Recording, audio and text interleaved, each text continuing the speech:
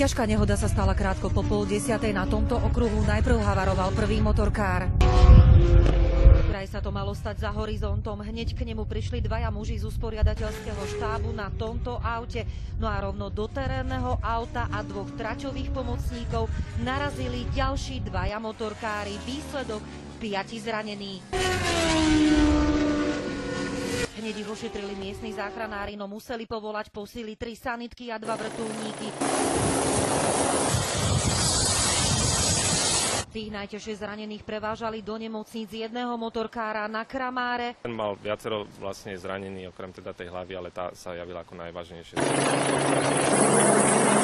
A druhého muža do nemocnice v Nitre. 37-ročného pacienta českej národnosti. Pacient mal viaceré poranenia. Do Ružinovskej nemocnice záchranári brali tretieho muža motorkára. 38-ročný chlap má otvorenú zlomeninu ľavého predkolenia. Týmto sa ale výpočet zranených nekončí. Ďalší dvaja muži mali poranenie hlavy, tí boli prevezení do nemocnice v Dunajskej Strede. O tom, čo sa stalo, sme sa snažili zistiť aj priamo tu na mieste. Šéfka marketingu nám aj najprv telefón zdvihla, no potom nám poslala SMS-ku s tým, že vyjadrovať sa budú konatelia spoločnosti.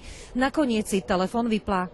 Na stanovisko spoločnosti doteraz čakáme. V každom prípade preteky poloamatérov dnes od obeda pokračovali ďalej. Treba dávať pozor, jednoznačne. Z Orechovej Potône Danica Kalajnová, televízia Markíza.